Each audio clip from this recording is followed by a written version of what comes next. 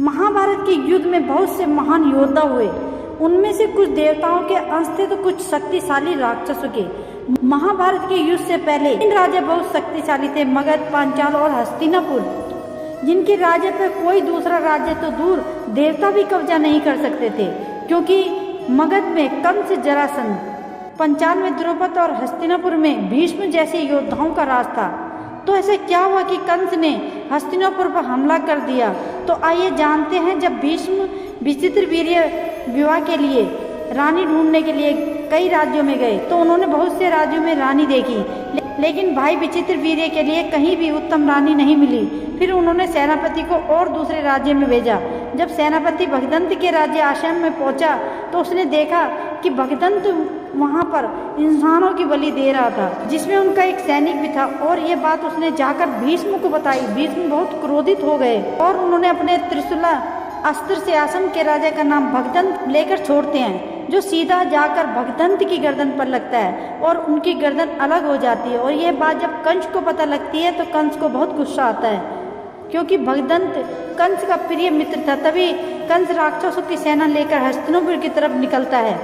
वह हस्तिनापुर की तरफ पहुंचता है, तभी वह अपने कोटक से, जो कि कंस के गधे का नाम था, उसको पूरी शक्ति से धरती पर प्रहार करता है, जो हस्तिनापुर की धरती हिल जाती है।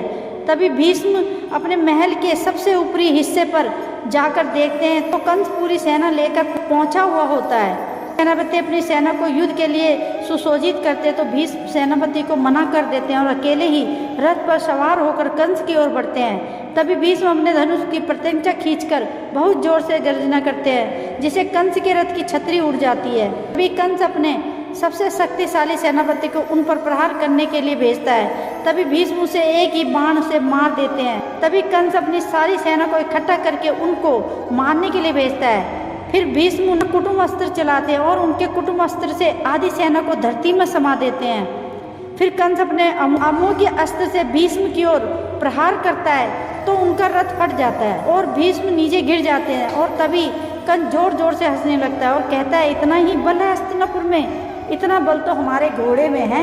यह सुनकर भीष्म को अत्यंत क्रोध आ जाता है और वह अपने पाशुपत अस्त्र, ब्रह्मास्त्र को इकट्ठा अपने धनुष की प्रत्यंचा पर चढ़ाते हैं, जिसे वो कंस के ऊपर छोड़ने वाले ही होते। तभी आसमान में आकाशवाणी होती है और आकाशवाणी कहती है कि इस कंस का अंत किसी और के हाथों निश्चित है, आप अपने अस्त्र का प्रयोग ना करें।